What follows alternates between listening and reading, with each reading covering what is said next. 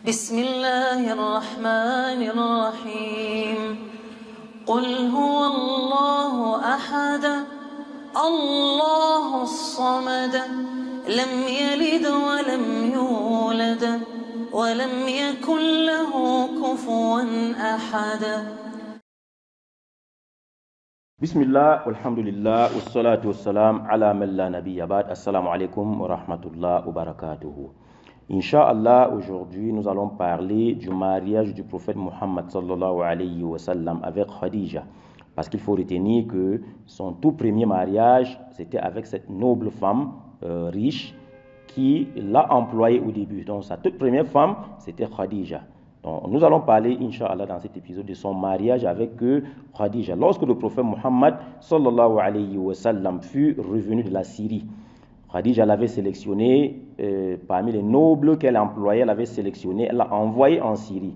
Lorsqu'il revient de la Syrie, alors Khadija constata dans son avoir une sécurité et une bénédiction qu'elle n'y avait jamais connue auparavant. Donc, elle a envoyé quelqu'un et à son retour, elle s'est rendue compte que c'était quelqu'un de confiance, c'était quelqu'un avec qui elle pouvait cheminer. Elle a ressenti ça dans son fort intérieur. Le jeune homme, Meïsara, qui accompagnait le prophète sallallahu alayhi wa sallam lors de ce voyage, l'informa donc de ce qu'il savait de la personnalité de son agent.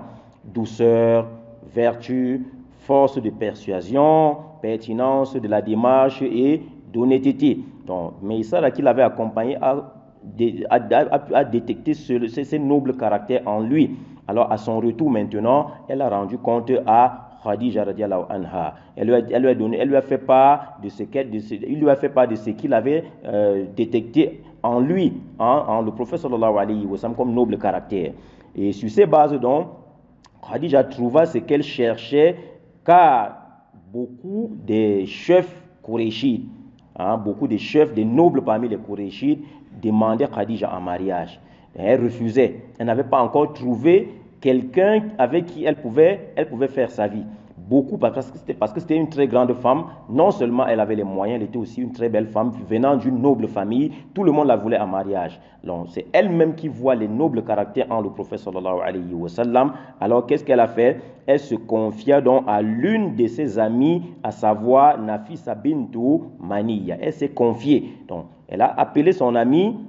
Elle lui a fait comprendre qu'elle avait les sentiments pour le prophète sallallahu alayhi wa sallam. Le prophète sallallahu alayhi wa sallam, il faut rappeler, n'avait que 25 ans et Khadija avait 40 ans à cette époque. Alors, celle-ci alla donc voir le messager d'Allah sallallahu alayhi wa sallam et le mit au courant de la proposition de mariage. Donc, étant donc informée des sentiments de son ami Khadija, elle est donc allée vers le prophète sallallahu alayhi wa sallam et elle lui a fait part des sentiments que le prophète sallallahu alayhi wa sallam avait vis-à-vis de Khadija. Ravi donc, le prophète sallallahu alayhi wa sallam s'en ouvrit et ses oncles qui alors se rendit chez l'oncle de Khadija pour obtenir son accord. Donc lorsque le prophète sallallahu alayhi wa sallam a été mis au courant, il a informé donc ses oncles qui sont allés, puisque son père était déjà mort. Donc il fallait les responsables de la famille pour aller rencontrer la famille de Khadija. Ce qui a été fait, ses oncles sont donc allés voir l'oncle de Khadija avec qui elle vivait, qui était responsable d'elle, pour prendre l'autorisation, pour prendre l'accord. Suite à cela donc, suite à une telle démarche, le mariage fut donc conclu en présence de Bani Hashim et les chefs de Moudar, et cela cela s'est fait 2 mois après le retour du prophète sallallahu alayhi wa sallam de la Syrie. Donc après que Khadija l'ait envoyé en Syrie, 2 mois plus tard, ils ont donc conclu ce mariage. Le mariage s'est fait 2 mois après son voyage pour la Syrie. Et il faut aussi retenir que la dot pour ce mariage était de 20 vaches. La dot que Khadija radiallahu anha avait demandé pour son mariage était de 20 vaches à l'époque, et on dit que Khadija avait 40 ans. Et elle était la meilleure femme de sa tribu et en fait de sa généalogie. C'était la meilleure femme à cette époque-là. Tout le monde la convoitait. Et elle était aussi une femme de sa tribu, en fait de généalogie, de richesse et d'intelligence.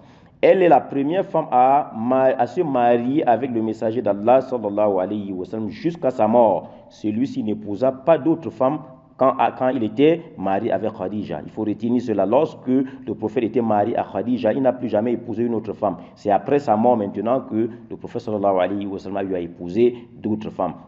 Donc, nous allons, Inch'Allah, dans nos prochains épisodes, raconter sa vie dans ce mariage-là, les enfants qu'il a eu avec Khadija. Inch'Allah, on va essayer de relever cela dans nos prochains épisodes, Inch'Allah, et comment ça s'est passé avec ce mariage jusqu'à la mort de Khadija.